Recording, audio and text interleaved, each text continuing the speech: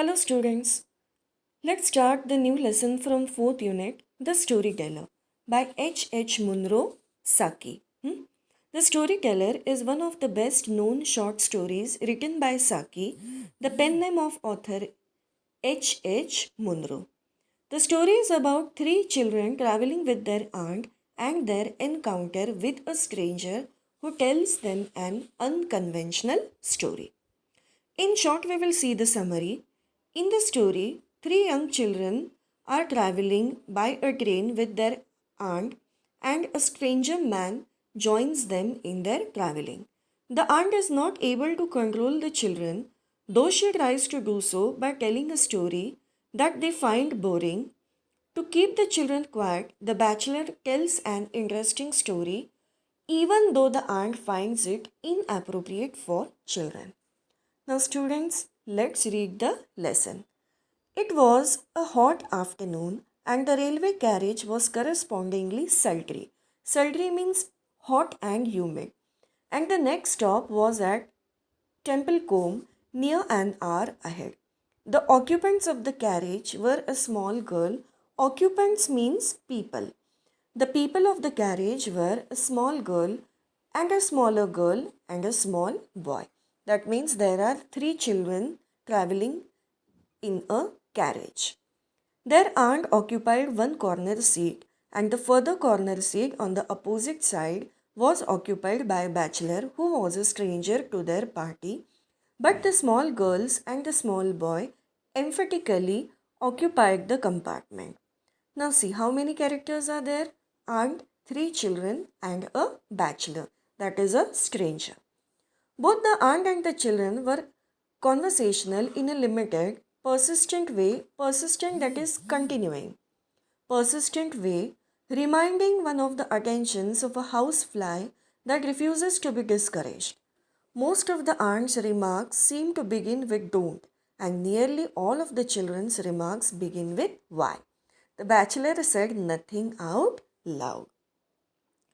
Don't, Cyril, don't, exclaimed the aunt as the small boy began smacking the cushions of the seat, producing a cloud of dust at each blow. Come and look out of the window, she added. The child moved reluctantly. Reluctantly means unwillingly to the window. That means the child was not ready to look outside the window. Why are those sheep being driven out of that field? He asked. Now, see, students, such a nonsense question. That means those students were asking senseless questions. That is, why are those sheep being driven out of that field? He asked. I expect they are being driven to another field where there is more grass, said the aunt weakly. Now the children were very bored and restless. That's why they asked such type of questions. And also the reply was not up to the mark. The reply was that they are expecting more grass in another field, and hence those sheep are being driven to another field where there is more grass. This was the reply of the aunt. But there is lots of grass in that field, protested the boy. There is nothing else but grass there, and there is lots of grass in that field. Again, she replied that there is lot of grass in another field. Perhaps the grass in the other field is better, suggested the aunt fatuously. Fatuously means foolishly. Now, this question was absolutely absurd, and also the reply given by the aunt was absolutely foolish, absurd. So, the grass in the other field is better, suggested the aunt fatuously. That means foolishly. Why is it better? Came the swift, unevitable question. That means unavoidable. बड़े बहुत बार बच्चे ऐसे questions पूछते हैं कि जिसके कोई भी जवाब नहीं होते. बच्चों के सारे क्वेश्चंस ही लॉजिकल होते हैं ऐसा नहीं है. तो बहुत बार बच्चे हमको ऐसे भी क्वेश्चंस पूछते हैं जिनके हमारे पास जवाब नहीं है. And the same thing happened with the ant. There was no answer and hence ant was giving any foolish kind of replies. Why is it better? Came the swift, inevitable question. Oh, look at those cows, exclaimed the aunt.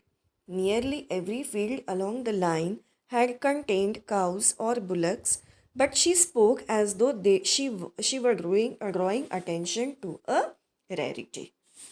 Now, why is the grass in the other field better? Persisted Cyril.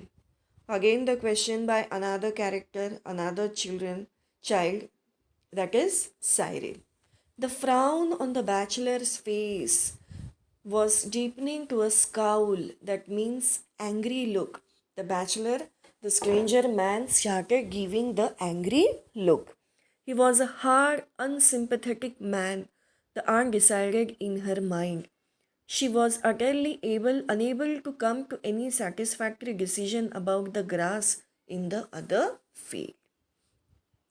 The smaller girl created a diversion by beginning to recite, "On the road to Mandalay." She only knew the first line, but she put her limited knowledge to the fullest possible use. She repeated the line over and over again in a dreamy but resolute and very audible voice. Resolute means firm. It seemed to the bachelor as though someone had a bet with her that she could not repeat the line aloud 2,000 times without stopping. Whoever it was who had made the wager was likely to lose his bet. Wager means bet. Now see, this girl, she was ऐसे बोलते हैं ना कि अगर एक ही line बार बार कोई repeat करे तो हम लोग इरिटेट हो जाते हैं. तो same was the case with aunt and that stranger. That girl was again and again repeating only the first line of the poem, as if she knew only the first line of the poem. और वो सारे के सारे वहाँ पे जो बैठे थे वो सारे इरिटेट हो रहे थे. Come on, here and listen to a story, said the aunt when the bachelor had looked twice at her. The children moved listlessly. That means showing no interest, or we can say that showing very little interest, listlessly, towards the aunt's end of the carriage.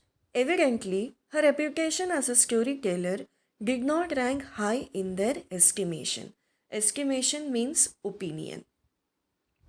In a low, confidential voice, interrupted at frequent intervals by loud, petulant means unreasonable, petulant questionings from her listeners, she began an unenterprising and deplorably uninteresting story about a little girl who was good and made friends with everyone on account of her goodness, and was finally saved from a mad bull by a number of rescuers who admired her moral character. मतलब क्या है? That story had no meaning at all. That story had no moral. That story had no meaning, and some kind of rubbish story was started by the aunt. Wouldn't they have saved her if she hadn't been good? Demanded the bigger of the small girls. It was exactly the question that the bachelor had wanted to ask.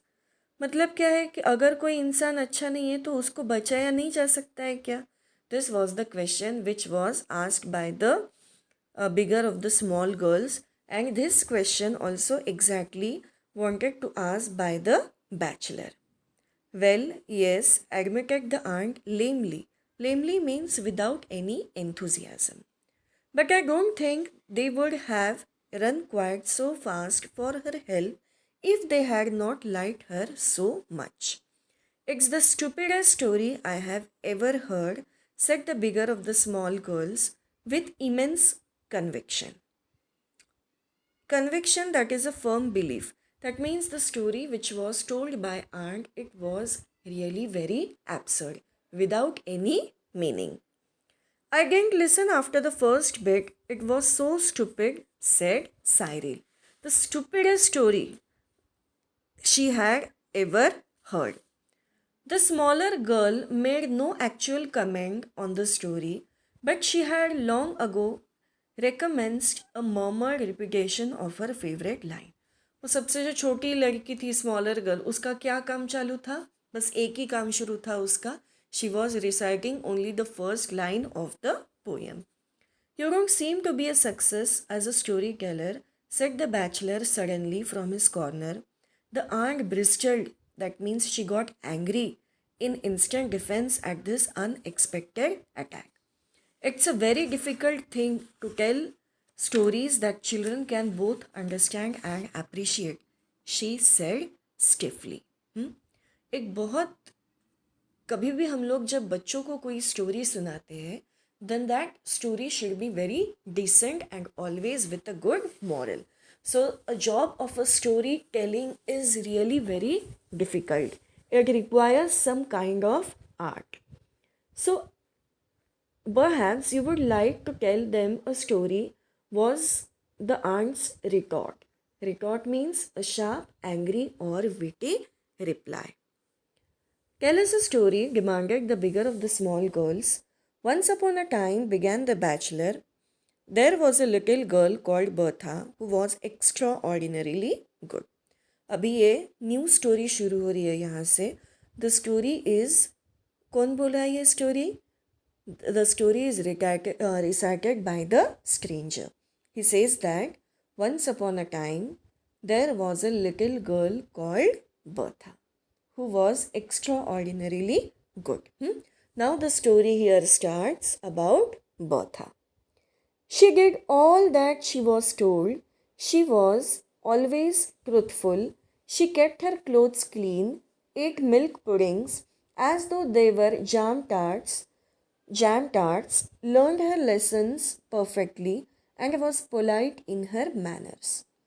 Was she pretty? Asked the bigger of the small girls. Not as pretty as any of you, said the bachelor, but she was horribly good.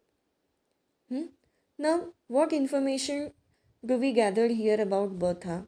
That she was a extraordinarily good. She was a clever girl. And she was always truthful. She kept her clothes clean. This is all information about Bertha. Now, was she pretty? Asked the bigger of the small girls. And the bachelor replied that she is not pretty as you. She was not pretty as you, but she was horribly good. There was a wave of reaction in favor of the story. The word horrible in connection with goodness was a novelty that commanded itself. अभी हमने good तो सुना है, good, better, best, but horribly good, this was an innovative concept for the children. तो वहाँ से उनको वो स्टोरी में क्या हो गया, वहाँ से उनको थोड़ा सा इंटरेस्ट डेवलप हुआ किसमें, स्टोरी सुनने में. So there was a wave of reaction in favor of the story. The word horrible in connection with goodness was a novelty that commended itself. It seemed to introduce a ring of truth that was absent from the aunt's tales of infant life. Now here ends our first part.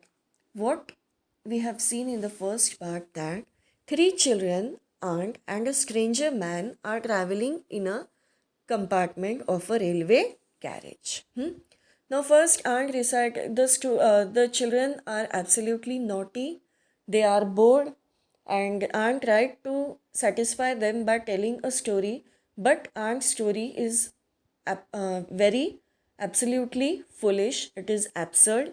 And now we can see that stranger man started reciting a story. So the story is about Bertha. She was extraordinarily good. She kept her clothes clean, and she was not as pretty as those children, but she was horribly good. Now, this horribly good was a innovative concept for the children, and now they had developed interest in listening to the story. So students, here we have seen part first of the storyteller. Part 2 we will continue in our next video. So read the lesson carefully, underline important meanings, just underline the words, whatever meanings I have told you. And if you have not subscribed my channel up till now, please subscribe my channel so that whenever I will upload the video, you will get notifications. Okay then students, we will stop here. We will meet in our next video with second part of the storyteller. Okay, bye all of you. Stay home, stay safe.